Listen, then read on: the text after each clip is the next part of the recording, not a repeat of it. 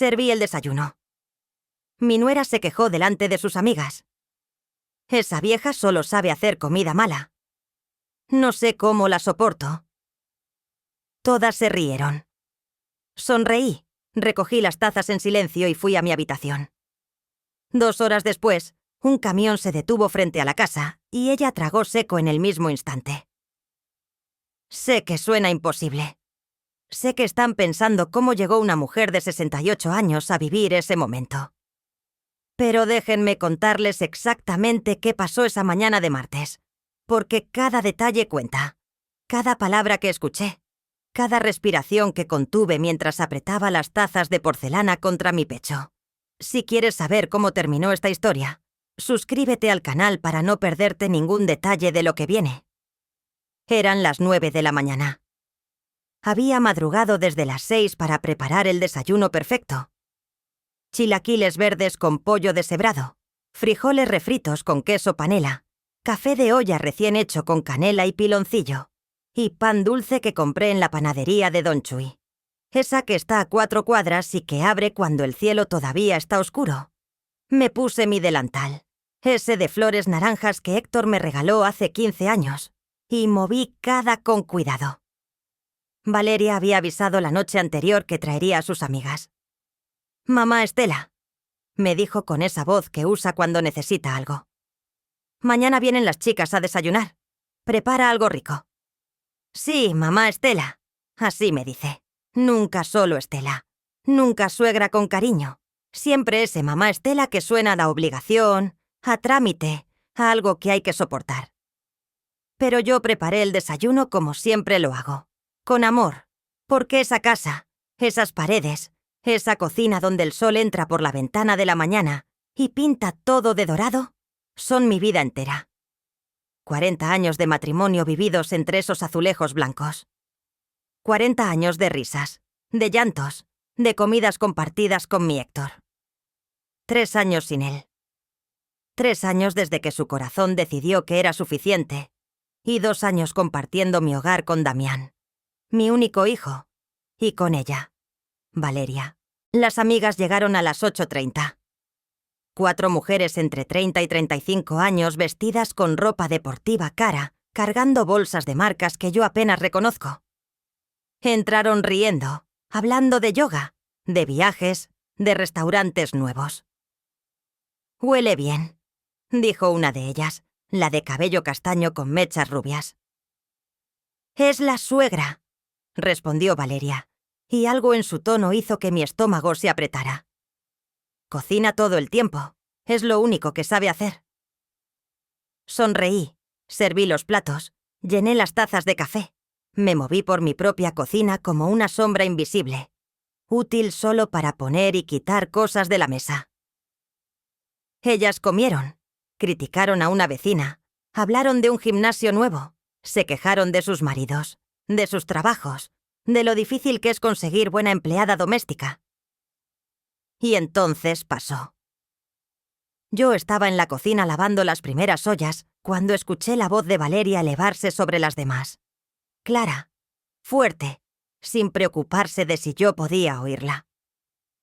Esa vieja solo sabe hacer comida mala. En serio, no sé cómo la soporto. Silencio. Un segundo de silencio donde el mundo se detuvo. Y luego las carcajadas. Todas sus amigas riendo, riendo de mí, riendo de mi desayuno, riendo de mi existencia.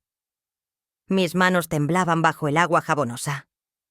Sentí algo quebrarse dentro de mi pecho. Algo que había estado agrietándose durante meses, pero que hasta ese momento había resistido. Sequé mis manos, respiré hondo y salí de la cocina. Todas me miraron cuando entré al comedor. Valeria tenía esa sonrisa en sus labios, esa sonrisa que decía: «Sí, hablé de ti. ¿Y qué vas a hacer al respecto?» No dije nada, solo sonreí. Esa sonrisa que he perfeccionado durante 2 años de vivir como invitada en mi propia casa. Esa sonrisa que esconde lágrimas, rabia, decepción. Recogí las tazas vacías una por una. Escuché cómo seguían conversando. Como Valeria ya la había pasado a otro tema. Como si nada. Como si no acabara de arrancarme un pedazo del alma. Caminé hacia mi habitación, la única que todavía es mía en esta casa de 2 pisos que construí con el sudor de mi frente y el amor de mi esposo. Cerré la puerta detrás de mí y entonces, solo entonces, dejé de sonreír. Me senté en el borde de mi cama, esa cama donde Héctor y yo dormimos durante décadas, y miré por la ventana. Las jacarandas estaban floreciendo en la calle, moradas, hermosas, indiferentes a mi dolor. Toqué el collar de perlas que siempre llevo puesto. Héctor me lo regaló en nuestro aniversario 35. Para la mujer que construyó este hogar conmigo, me dijo esa noche con los ojos brillantes. ¿Qué había construido realmente? Una casa donde ahora me llamaban esa vieja. Un hogar donde mi propia nuera me humillaba frente a extrañas. No lloré. Ya no me quedaban lágrimas para estas cosas. Pero algo cambió en ese momento. Algo profundo. Algo definitivo. Abrí el cajón de mi buró y saqué mi celular viejo. Busqué un número que no había marcado en meses. Don Armando, el abogado que había manejado todos los papeles de Héctor. El hombre que había estado en nuestras bodas, bautizos, cumpleaños, familia, aunque no llevara nuestra sangre. Marqué, esperé. Estela. Su voz sonó sorprendida. ¿Qué pasó, Armando? Dije, y mi voz salió más firme de lo que esperaba. Necesito que vengas a verme hoy. Es urgente. ¿Estás bien? No, respondí mirando la puerta cerrada de mi habitación. Pero voy a estarlo. Colgué. Guardé el teléfono y me quedé ahí sentada escuchando las risas que todavía venían del comedor. 2 horas después, mientras Valeria despedía a sus amigas en la puerta, un camión se detuvo frente a mi casa. No era el camión que ella esperaba, y su cara cuando lo vio, esa cara valió cada segundo de humillación que había soportado. Pero estoy adelantándome. Déjenme contarles todo desde el principio. ¿Cómo llegué a ese momento? Como una mujer de 68 años, viuda, aparentemente derrotada, planeó en silencio la jugada más importante de su vida. Porque lo que Valeria no sabía era algo muy simple. Yo construí esa casa. Yo tengo las escrituras y yo estaba a punto de recordarle a todo el mundo quién era realmente Estela Ramírez. Para entender lo que pasó ese martes, necesitan conocer la historia de esta casa. Porque no es solo una propiedad, no son solo paredes y techos. Esta casa es el testimonio vivo de 40 años de sacrificio, de amor, de sueños cumplidos a punta de trabajo duro. Conocí a Héctor cuando yo tenía 23 años.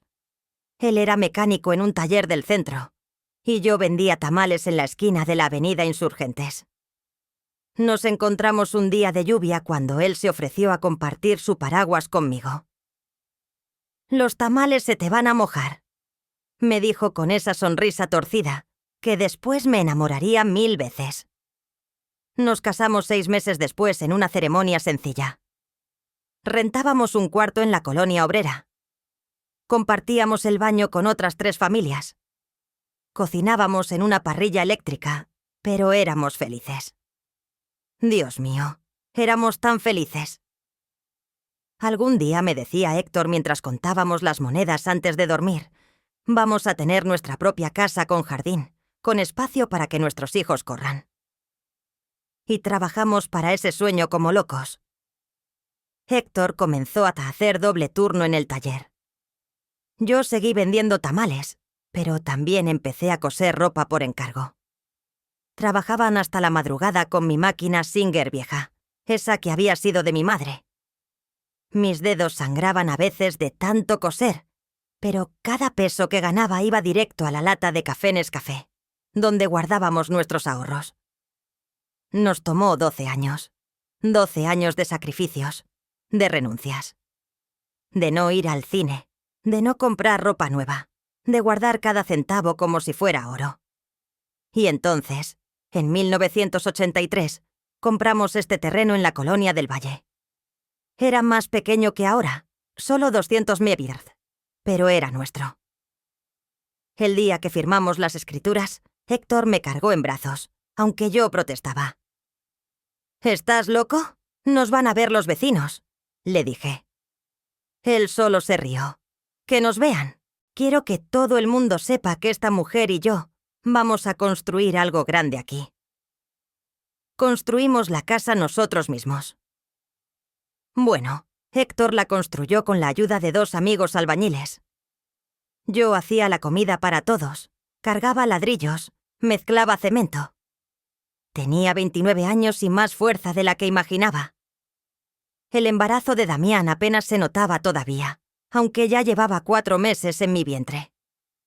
La casa empezó siendo un solo piso, 2 recámaras, un baño, cocina y sala-comedor, paredes de bloc pintadas de blanco, piso de cemento pulido, ventanas de aluminio que conseguimos en oferta. Nada lujoso, pero era un palacio para nosotros. Damián nació en enero de 1984. Lo traje a esta casa cuando tenía 3 días de vida envuelto en la cobija celeste que mi mamá tejió para él.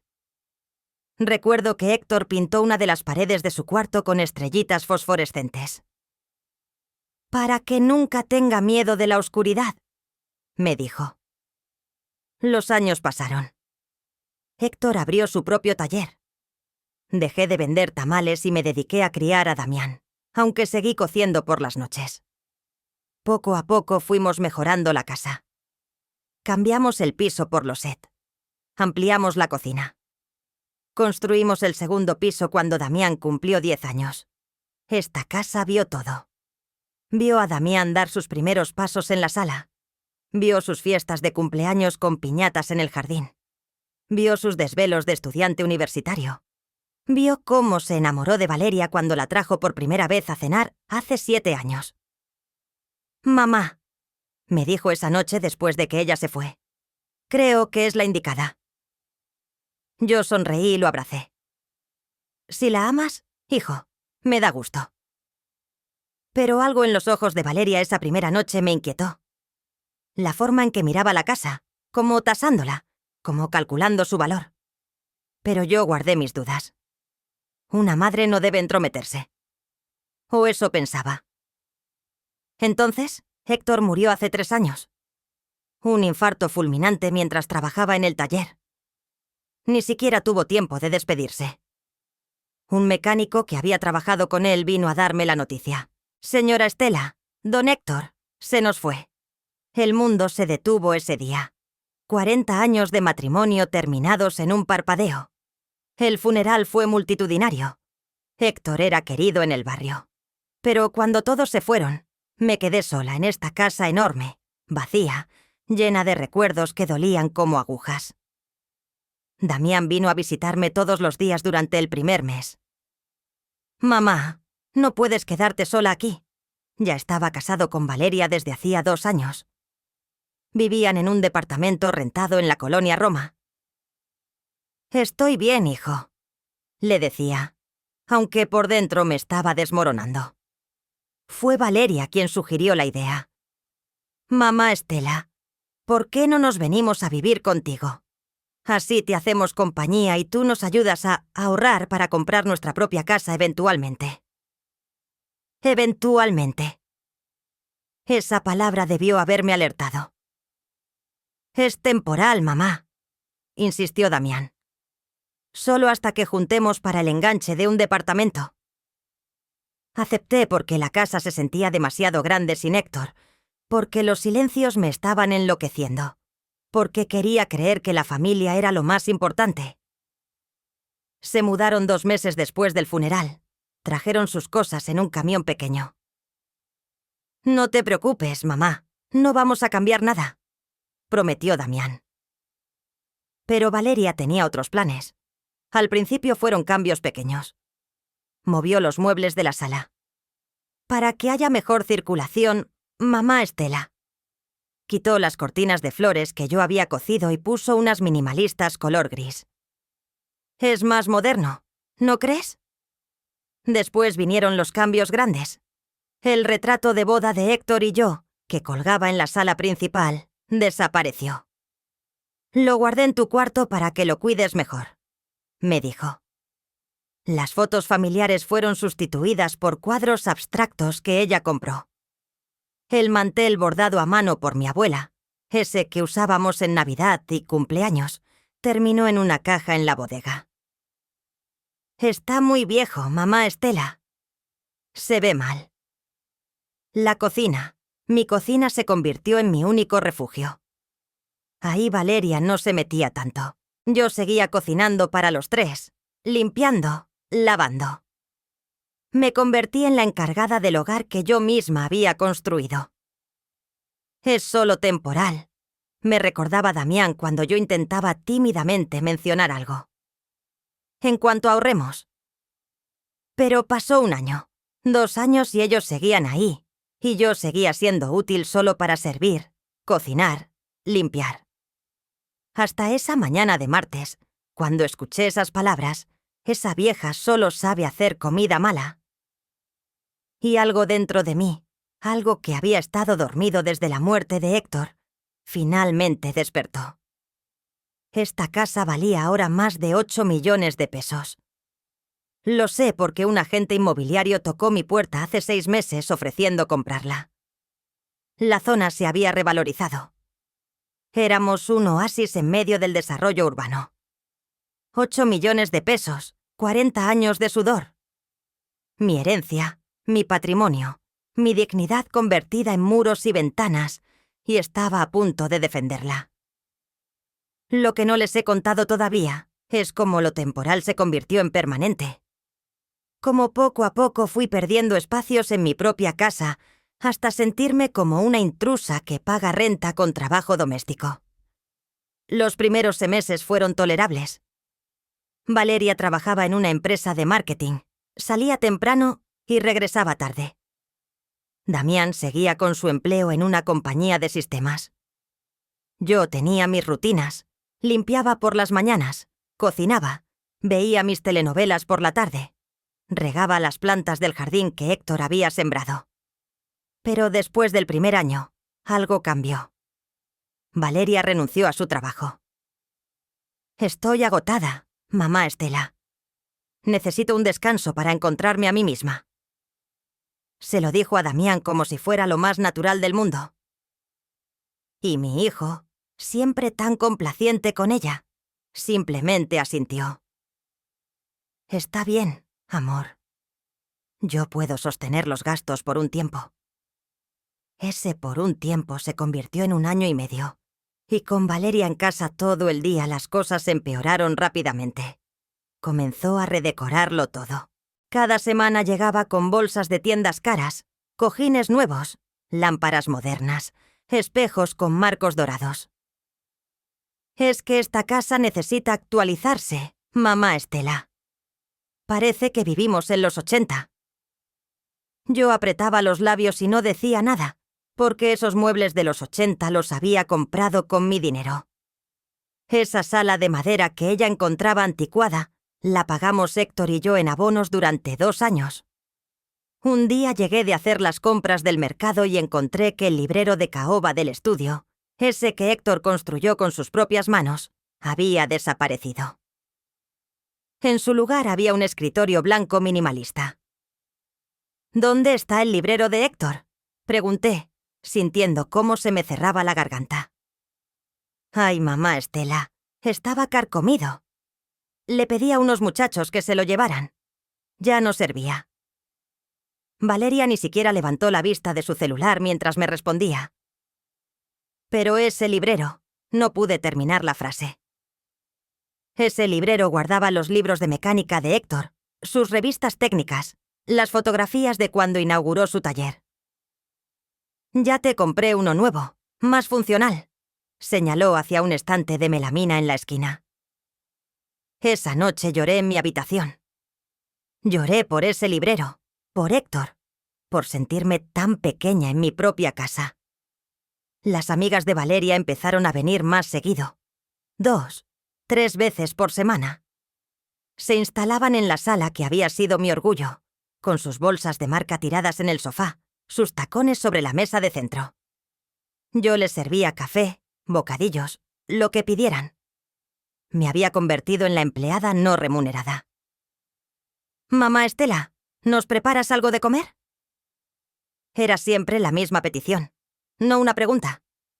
Una orden disfrazada de cortesía, y yo preparaba enchiladas, quesadillas, sopes, comida que luego criticaban entre risas.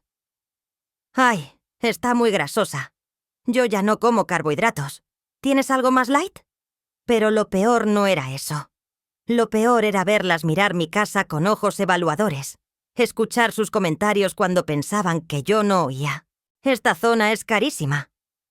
Ahora tu suegra tiene una mina de oro aquí y ella vive sola. ¡Qué desperdicio de espacio!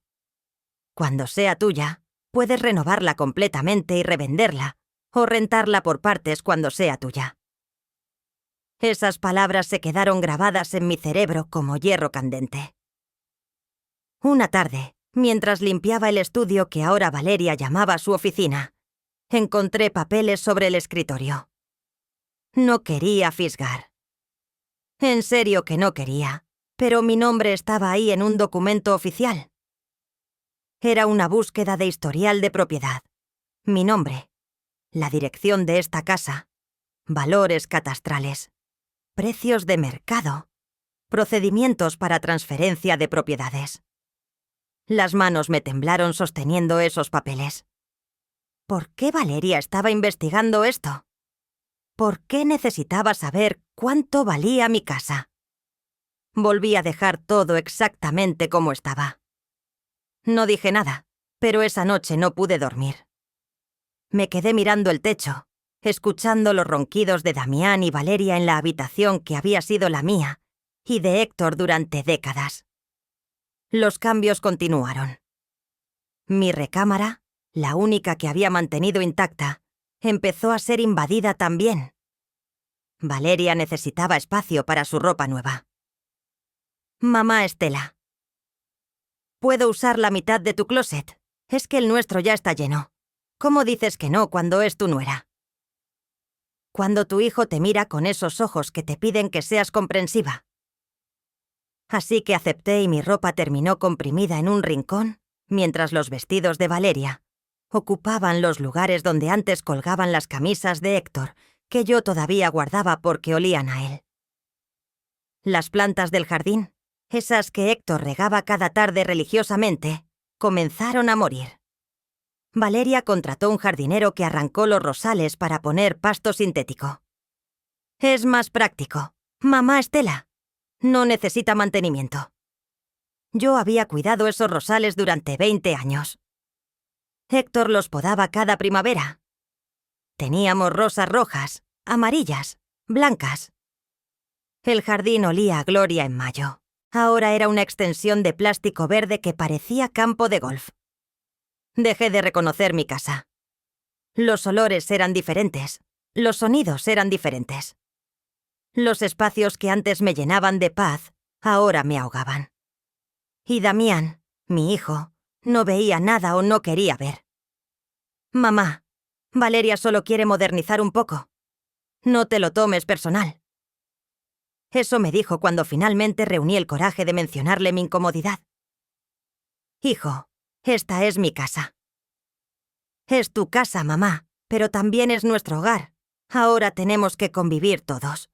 Convivir como si yo no estuviera haciendo todo lo posible por desaparecer, por no molestar, por ser invisible». Entonces llegó el día en que encontré algo que me heló la sangre. Era un jueves. Valeria había salido con sus amigas. Yo estaba limpiando el escritorio de su oficina. Sí, ahora yo limpiaba su oficina. Cuando un folder se cayó al piso, los papeles se esparcieron y ahí, en tinta negra y letra legal, estaba un poder notarial firmado por Damián, otorgándole a él mismo facultades para administrar bienes inmuebles de Estela Ramírez, viuda de Cordero. La fecha, hace 4 meses, mi hijo había firmado un documento dándose poder sobre mis propiedades. ¿Cuándo? ¿Cómo? ¿Por qué no me había consultado? Las piernas no me sostuvieron. Me senté en el piso de esa oficina rodeada de papeles que hablaban de traspasos, valuaciones, procedimientos notariales, y entonces vi otro documento impreso desde un correo electrónico. Valeria escribiéndole a alguien llamado Patricia. La vieja no durará mucho más. Tiene 68 años y ya se ve acabada. Cuando se vaya, esta casa será toda nuestra. Ya conseguí que Damián firmara el poder. Ahora solo es cuestión de esperar el momento adecuado para que firme la transferencia. Él hace todo lo que le pido. Leí ese mensaje 5 veces, 10 veces, hasta que las palabras se volvieron borrosas por las lágrimas. No era paranoia, no era imaginación mía. Realmente estaban planeando quitarme mi casa. Realmente estaban esperando que yo muriera. O peor aún, que yo firmara papeles que ni entendería. Guardé todo exactamente como estaba.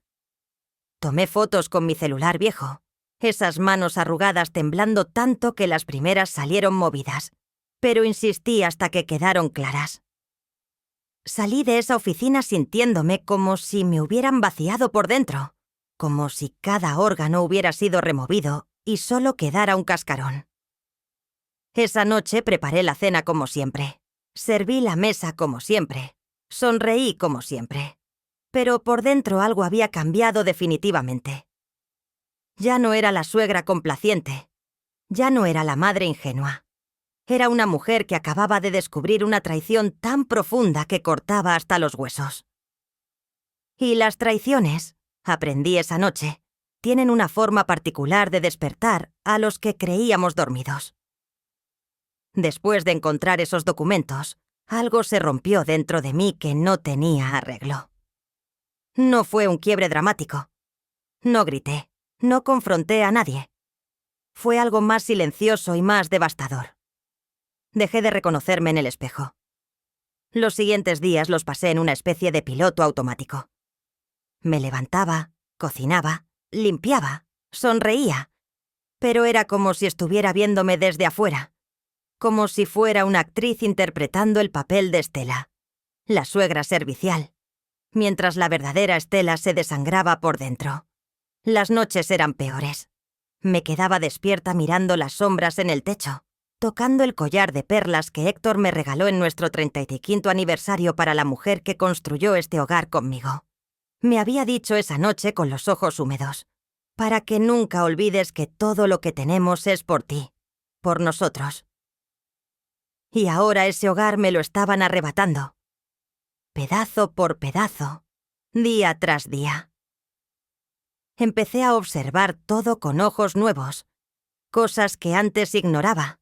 Ahora me gritaban su significado. Las miradas que Valeria le lanzaba a Damián cuando yo hablaba. Esas miradas que decían: déjala, ya sabes cómo es.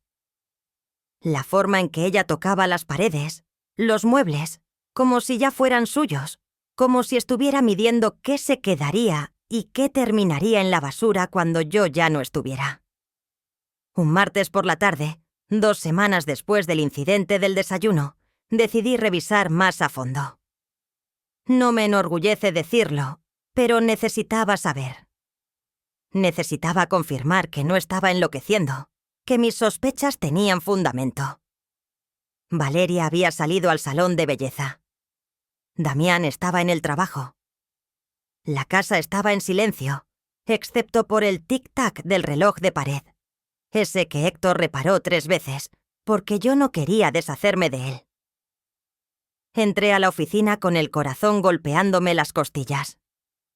Mis manos temblaban mientras abría los cajones del escritorio. Carpetas, recibos, facturas de cosas que yo no había autorizado ni visto. Una factura de una joyería, 85.000. Un brazalete de oro blanco, otra de un spa, 32.000 pes. Paquete rejuvenecimiento facial completo. Recibos de restaurantes caros, viajes a Cancún que no sabía que habían hecho. Todo cargado a una tarjeta de crédito que descubrí en otro papel. Estaba vinculada a una cuenta donde Damián depositaba dinero mensualmente para gastos del hogar. Pero esos no eran gastos del hogar, eran caprichos de Valeria. Seguí buscando y entonces encontré algo que me dejó sin aire. Una cotización de un asilo. Residencia Primavera Dorada para adultos mayores. Habitación individual 18.000 pesos mensuales. Paquete completo con atención médica 25.000 es. Y una nota manuscrita con la letra de Valeria. Opción 1. Decirle que es por su salud. Opción 2. Esperar a que se ponga más frágil y presentarlo como necesidad médica. Las piernas me fallaron. Me dejé caer en la silla del escritorio ese que había reemplazado al librero de Héctor, y las lágrimas comenzaron a rodar sin control. No solo querían mi casa, querían sacarme de ella, encerrarme en un lugar donde pudieran olvidarse de mí, mientras disfrutaban del patrimonio que Héctor y yo construimos durante 40 años.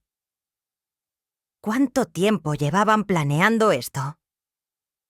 ¿Desde cuándo mi hijo, mi propio hijo, era parte de esta conspiración?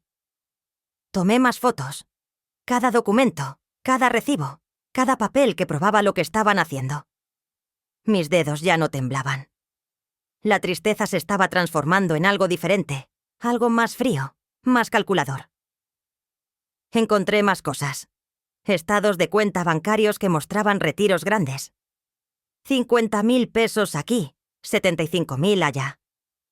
Dinero que supuestamente era para reparaciones de la casa, pero que nunca se materializaron en ninguna mejora visible. Y entonces, en el fondo del último cajón envuelto en una bolsa de plástico, encontré algo que me partió el corazón en pedazos. El reloj de bolsillo de oro de Héctor. Ese que su padre le había dado cuando cumplió 21 años. Ese que él cuidaba como un tesoro y que yo había buscado desesperadamente después de su muerte. Lo saqué con manos temblorosas. Estaba empolvado, abandonado, como si no valiera nada. Pero junto a él había un papel, un recibo de una casa de empeño. Lo habían empeñado por 45.000 pesos y nunca me lo habían dicho. Apreté el reloj contra mi pecho y finalmente me permití llorar. Lloré por Héctor, por este reloj que era su historia familiar, por la casa que construimos juntos, por el hijo que ya no reconocía, por la mujer en la que me había convertido, invisible, usada, desechable. Lloré hasta que no me quedaron lágrimas y cuando se me secaron los ojos, algo más surgió en su lugar. Furia. No la furia explosiva que grita y arroja cosas. La furia fría que piensa, que planea, que espera el momento exacto para actuar. Me sequé la cara, tomé el reloj y lo guardé en el bolsillo de mi delantal. Ordené todo el escritorio exactamente como estaba. Cerré los cajones, apagué la luz, y cuando Valeria regresó esa tarde con el cabello recién peinado y las uñas pintadas de rojo, yo estaba en la cocina preparando la cena. Sonriente, servicial, aparentemente derrotada. «Huele rico, mamá Estela», dijo mientras revisaba su celular sin siquiera mirarme. «Son tus favoritas», respondí con voz dulce. «Enchiladas suizas». Ella asintió distraída y fue a su habitación. Yo seguí cocinando, pero dentro de mi cabeza las piezas de un plan comenzaban a acomodarse. Porque si algo había aprendido en 68 años de vida, era esto. La paciencia es un arma, el silencio es una estrategia, y la subestimación es el error más grande que alguien puede cometer. Me habían subestimado. Me habían tratado como una vieja tonta que no entendía nada, que firmaría lo que le pusieran enfrente, que se iría mansamente a un asilo cuando se lo sugirieran por su propio bien. Esa noche, después de que todos se durmieron, saqué mi celular. Marqué el número de don Armando nuevamente. «Estela, ¿qué pasó? Me dejaste preocupado el otro día». «Armando», dije en voz baja, sentada en mi cama con el reloj de Héctor en mis manos. «Necesito saber exactamente qué derechos tengo sobre esta propiedad y necesito saber qué validez tiene un poder notarial que mi hijo firmó sin mi consentimiento». Hubo silencio del otro lado. Luego su voz sonó más seria. «Cuéntame todo desde el principio». Y le conté todo, los documentos, los planes, el asilo, el reloj empeñado, las facturas, las humillaciones, cada detalle mientras mi voz se mantenía firme, aunque el corazón me doliera. Estela dijo finalmente: «Esa casa está solo a tu nombre». Héctor fue muy claro en su testamento, y ese poder notarial, si fue obtenido bajo engaño o sin explicarte el alcance completo, se puede impugnar. ¿Qué puedo hacer? ¿Qué quieres hacer? Miré alrededor de mi habitación, la única que todavía conservaba algo de mi esencia. Los muebles que Héctor y yo compramos, las fotos que Valeria no había podido quitar todavía, el olor familiar de mi perfume mezclado con recuerdos. Quiero recuperar mi casa, dije. Quiero recuperar mi dignidad. Quiero que mi hijo vea lo que ha permitido que pase. Y quiero que Valeria aprenda que no soy la vieja tonta que ella cree. Don Armando se quedó callado un momento. Luego dijo: «Entonces necesitamos actuar con inteligencia. ¿Tienes evidencia de todo lo que me contaste? Fotos, documentos, recibos, todo bien. Mañana a las 2 de la tarde, cuando sepas que están fuera, voy a tu casa con un notario. Vamos a revisar todo y vamos a preparar un plan legal sólido». Colgué sintiéndome diferente, más ligera, como si después de meses de cargar el mundo en los hombros, finalmente alguien más compartiera el peso. Esta noche dormí por primera vez en semanas y soñé con Héctor. Estábamos en el jardín cuando los rosales todavía florecían. Él me tomaba la mano y me decía: «Nunca fuiste débil, Estela. Solo estabas esperando el momento correcto». Desperté con el amanecer y supe que ese momento había llegado. Don Armando llegó exactamente a las 2 de la tarde del día siguiente. Lo vi desde la ventana de mi habitación. Un hombre de 72 años, canoso, con su maletín de cuero gastado que conocía desde hace 30 años. Venía acompañado de una mujer joven con lentes y traje sar gris. El notario. Valeria había salido a comer con sus amigas. Damián estaba en el trabajo hasta las 7. Yo había planeado cada detalle de este encuentro como nunca antes había planeado nada en mi vida. Les abrí la puerta antes de que tocaran el timbre. «Estela». Don Armando me abrazó con ese cariño paternal que siempre me había dado. «¿Estás bien?» «Ahora sí», respondí. Y era verdad. Por primera vez en meses sentía que tenía algo parecido al control. La notario se presentó como licenciada Mónica Herrera. Tenía unos 40 años y una mirada afilada que lo evaluaba todo. Me gustó de inmediato. No tenía lástima en sus ojos, solo profesionalismo. Lo senté en la sala, mi sala, aunque ya no la reconociera con todos los cambios de Valeria, y les ofrecí café. Don Armando negó con la mano. «Después, Estela, primero hablemos». Saqué mi celular y les mostré todas las fotos que había tomado, los documentos sobre la propiedad, el poder notarial firmado por Damián, los estados de cuenta con los retiros inexplicables, la cotización del asilo con las notas manuscritas de Valeria, el recibo del reloj empeñado. La licenciada Herrera tomaba notas en una tablet.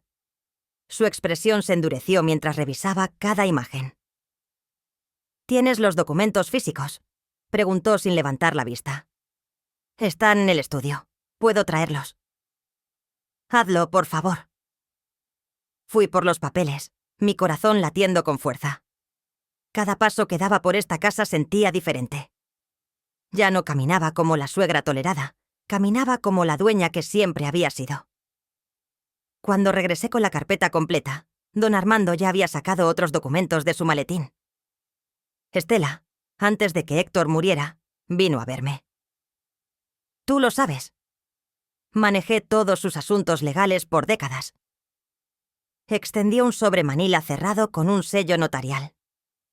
Me dejó esto con instrucciones específicas. «Si alguna vez sientes que Estela está en una situación irregular, especialmente relacionada con la casa, ábrelo». Me quedé mirando ese sobre como si fuera un mensaje desde el más allá, porque eso era exactamente lo que era. Héctor sabía. Héctor era un hombre muy observador.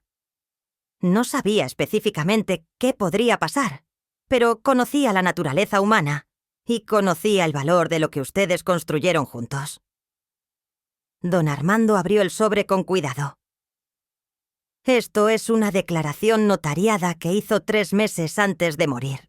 Establece claramente que esta propiedad debe permanecer únicamente a tu nombre, que cualquier intento de transferencia, venta o modificación de escrituras debe contar con tu autorización completa y consciente, preferiblemente con mi asesoría legal presente. Las lágrimas comenzaron a rodar por mis mejillas. Héctor había intentado protegerme incluso después de muerto. La licenciada Herrera leyó el documento y asintió. Esto es sólido, muy sólido. Y este poder notarial que su hijo firmó levantó el papel con desdén. Es cuestionable en el mejor de los casos. Dice que es para administrar bienes. Pero si usted nunca autorizó específicamente esa administración, si no se le explicó claramente el alcance, y si hay evidencia de que se está usando contra sus intereses, podemos anularlo. ¿Cuánto tiempo tomaría? Pregunté secándome las lágrimas con el dorso de la mano. Con la documentación que tienes y el respaldo del documento de tu esposo, podemos hacerlo en 72 horas. Pero Estela, la licenciada, se inclinó hacia adelante. Necesito que entiendas algo. Una vez que iniciemos esto, no hay vuelta atrás. Tu nuera lo verá como una declaración de guerra. Posiblemente tu hijo también. Ya es una guerra, respondí con voz firme.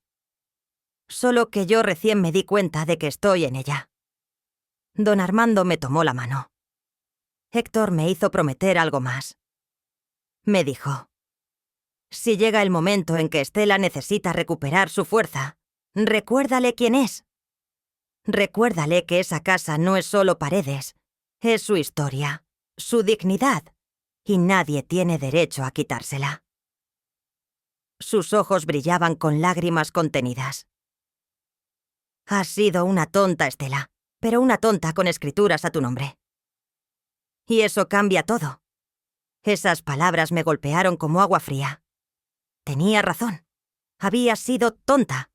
Tonta por permitir que me trataran así. Tonta por confundir el amor de madre con la obligación de soportar todo. Tonta por creer que ser buena significaba ser invisible. ¿Qué opciones tengo? Pregunté enderezándome en mi asiento. La licenciada Herrera desplegó una libreta. Opción 1. Confrontación legal directa. Presentamos una demanda de desalojo por ocupación indebida. Anulamos el poder notarial y lo sacamos de la propiedad. Es lo más rápido, pero también lo más agresivo. Opción 2. Les das un ultimátum. Les muestras toda esta evidencia. Les explicas que conoces sus planes y les das un plazo para desocupar voluntariamente. Menos traumático legalmente, pero depende de su cooperación. Y si no cooperan, entonces volvemos a la opción 1 de todos modos. Pero al menos les diste una oportunidad. Pensé en Damián, en mi hijo, en el niño que crié, en el hombre que había firmado papeles a mis espaldas, pero que tal vez, solo tal vez, no entendía realmente lo que estaba permitiendo. Quiero que vean lo que han hecho, dije lentamente. Quiero que el momento de la verdad sea imposible de ignorar, que no puedan esconderse detrás de excusas o justificaciones. Don Armando sonrió. Era una sonrisa triste, pero orgullosa. Entonces, hagamos esto bien. Documentemos todo legalmente. Preparemos la orden de desalojo. Y cuando estés lista, cuando llegue el momento preciso, actuamos. Pasamos las siguientes 2 horas revisando cada detalle. La licenciada Herrera fotografió todos los documentos originales. Hicimos un inventario de todo lo que Valeria había vendido o empeñado sin mi autorización. Calculamos los daños. Más de 850.000 pesos en antigüedades, joyas y objetos de valor que habían desaparecido de mi casa. ¿Puede presentar cargos penales por esto?, dijo la licenciada. Apropiación indebida, despojo, fraude. No quiero destruir a mi nuera, respondí. Solo quiero recuperar lo que es mío. Quiero que devuelva lo que robó. Y quiero que se vaya de mi casa. ¿Y tu hijo? Esa pregunta me dolió más que todas las humillaciones juntas. Damián necesita ver la verdad. Necesita despertar. Y si eso significa alejarlo temporalmente de mí, que así sea, porque un hijo que permite que su madre sea tratada así no es el hijo que yo crié. Don Armando apretó mi mano. Héctor estaría orgulloso de ti ahora mismo. Cuando se fueron, eran casi las 5 de la tarde. Me quedé sentada en la sala mirando las paredes que ya no tenían las fotos de mi vida. Pero algo había cambiado. Ya no me sentía pequeña en este espacio. Ya no me sentía como la intrusa. Valeria regresó a las 6 cargada de bolsas de compras. Entró riendo por algo que había visto en su celular. «Hola, mamá Estela. ¿Ya está lista la cena?» «Ya casi», respondí con una sonrisa. «Hoy hice tu favorito, pollo en mole». «Perfecto. Tengo hambre». Se fue a su habitación sin mirarme siquiera. Yo regresé a la cocina, pero mientras revolvía el mole, no podía dejar de sonreír porque ahora tenía algo que Valeria no sabía que yo tenía. Tenía un plan, tenía respaldo legal, tenía evidencia y tenía por primera vez en años la certeza absoluta de que no estaba sola en esto. Esta noche, mientras servía la cena, mientras Valeria y Damián comían y conversaban sin prestarme atención, yo los observaba con ojos diferentes. Los observaba como quien sabe un secreto, como quien tiene cartas bajo la manga, como quien está a punto de cambiar el juego completamente. «Mamá, el mole está delicioso», dijo Damián con la boca llena. «Gracias, hijo», respondí suavemente. Lo hice con mucho amor, como todo lo que hago en esta casa. Valeria ni siquiera levantó la vista de su teléfono, pero no importaba porque muy pronto ella iba a tener que mirarme, iba a tener que verme realmente. Y ese día próximo que yo estaba preparando cuidadosamente, iba a ser inolvidable. Me fui a dormir esa noche con el reloj de Héctor en mi mesa de noche. Lo había limpiado con cuidado, removiendo el polvo del olvido. Brillaba ahora bajo la luz de la lámpara. «Ya falta poco, amor», susurré tocando el vidrio del reloj. «Ya falta poco para que recupere lo nuestro». Y por primera vez en 3 años sentí que Héctor me escuchaba, que aprobaba, que estaba ahí guiándome hacia el momento en que finalmente me pondría de pie y diría: «Basta». Los siguientes días me convertí en alguien que nunca pensé que sería. Una detective en mi propia casa, pero no una detective torpe y obvia. No me volví cuidadosa, meticulosa, invisible de una manera completamente nueva. Ahora mi invisibilidad era mi arma. Comencé a documentar todo, cada movimiento, cada gasto, cada visitante. Tenía una libreta pequeña escondida en el bolsillo de mi delantal, donde anotaba horarios, conversaciones, detalles que antes habría ignorado. Don Armando me había dicho: «Mientras más evidencia tengamos, más sólido será el caso. No podemos dejar espacios para dudas». Así que no dejé ninguno. Descubrí que Valeria había estado vendiendo cosas por Internet. Durante meses encontré el perfil que usaba en una aplicación de ventas. Lo encontré por accidente cuando ella dejó su laptop abierta un día y fui a limpiar la sala. Ahí estaba todo. Fotos de mi vajilla de porcelana alemana que había heredado de mi madre. Antigüedad, excelente estado, 28.000 pes. Vendida hace 3 meses. La compró una señora de Polanco que colecciona porcelanas europeas. El juego completo de cubiertos de plata que Héctor y yo recibimos como regalo de bodas. Plata 925. Servicio para 12 personas. 52.000 IES. Vendido hace 5 meses. Una vitrina antigua de madera tallada que había pertenecido a la abuela de Héctor. Mueble colonial. Pieza única. 95.000 IES. Vendida hace 7 meses. Cada foto que veía era una puñalada. Cada precio era una traición, pero mantuve la calma. Tomé capturas de pantalla de todo. Cada publicación, cada conversación con compradores, cada transferencia bancaria. Me temblaban las manos, pero no paré hasta tener todo, guardé todo en una carpeta de mi correo electrónico. Don Armando me había enseñado cómo hacerlo. Crea una cuenta nueva que solo tú conozcas. Guarda todo ahí, es tu respaldo. Seguí las publicaciones antiguas. Encontré más cosas. Un reloj de pared que había sido de mi suegra. Unos candelabros de bronce. Una colección de monedas antiguas que Héctor había coleccionado durante años. Todo vendido. Todo convertido en dinero que fue a parar a las cuentas de Valeria. Hice las cuentas. En total había vendido objetos por más de 34.000 pesos. 340.000 pesos de mi historia familiar, convertidos en bolsas de marca, viajes y tratamientos de belleza. Pero eso no era todo. Una tarde, mientras Valeria estaba en el gimnasio, revisé sus estados de cuenta bancarios que ella guardaba en un folder del estudio. No me enorgullece haberlo hecho, pero necesitaba saber la verdad completa. Encontré transferencias que me helaron la sangre. Retiros grandes de la cuenta conjunta que supuestamente Damián y ella tenían para gastos del hogar. 50.000 es remodelación de cocina. Pero la cocina seguía exactamente igual que siempre. 75.000 pesos, reparación de impermeabilización. Pero el techo nunca había tenido problemas. 20.000 pesos. Cambio de instalación eléctrica.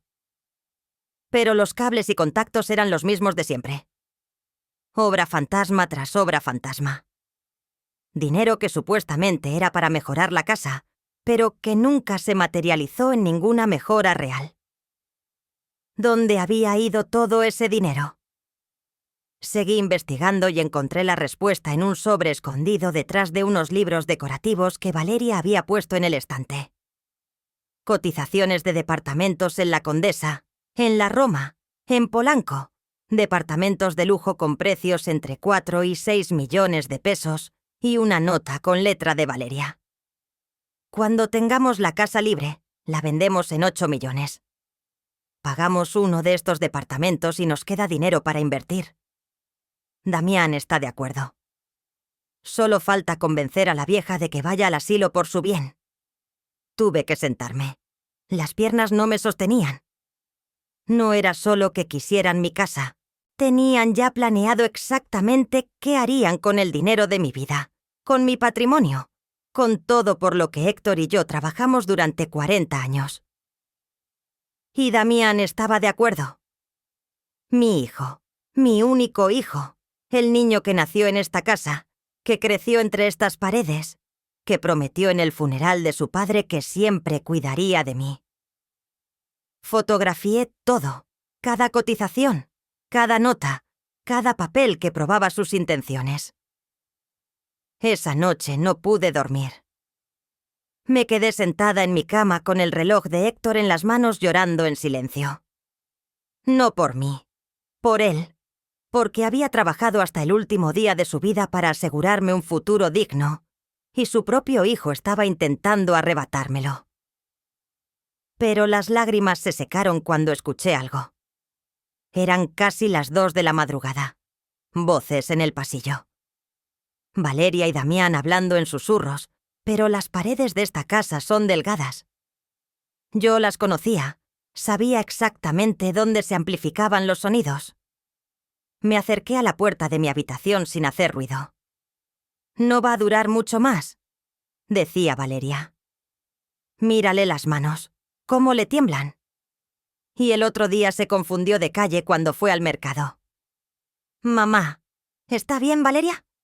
Solo está envejeciendo».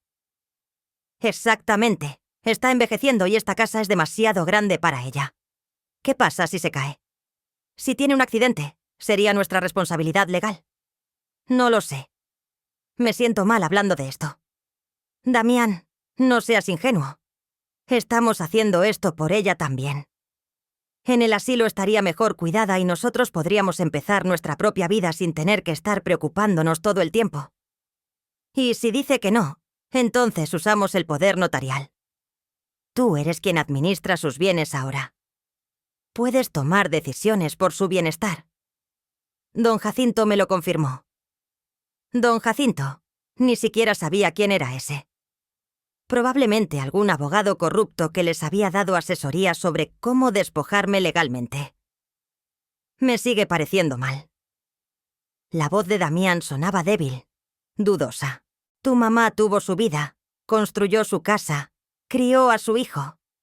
Ahora le toca descansar y a nosotros nos toca vivir. No seas egoísta, cariño. Piensa en nuestro futuro, en los hijos que vamos a tener. ¿Los quieres criar en una casa que huele a vejez y a nostalgia? Hubo silencio. Esperé conteniendo la respiración, rogando que mi hijo dijera algo, que me defendiera, que pusiera un límite. Está bien, dijo finalmente. Pero hazlo con cuidado. No quiero que sufra. No va a sufrir. Va a estar en un lugar bonito con gente de su edad. Es lo mejor para todos. Los escuché caminar de regreso a su habitación. La puerta se cerró. Me quedé ahí parada en la oscuridad, temblando de pies a cabeza, no de miedo, de una furia tan profunda que me sorprendió a mí misma. Regresé a mi cama, saqué mi celular y le escribí un mensaje a don Armando, aunque fuera de madrugada. Necesito que aceleremos el proceso. Ya no puedo esperar más. Necesito que esto termine pronto. La respuesta llegó a los 5 minutos. Él tampoco dormía. Entendido. Mañana a las 10 en mi oficina. Trae toda la evidencia. Vamos a preparar la estrategia final. Guardé el teléfono, miré el techo y tomé una decisión. Ya no iba a ser la víctima. Ya no iba a ser la suegra tolerante que aguanta todo por mantener la paz. Ya no iba a permitir que trataran mi vida como si fuera un obstáculo en su camino hacia la comodidad.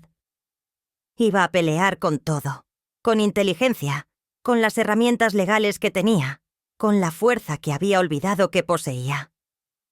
Al día siguiente salí de casa a las 9 de la mañana. Les dije que iba al doctor.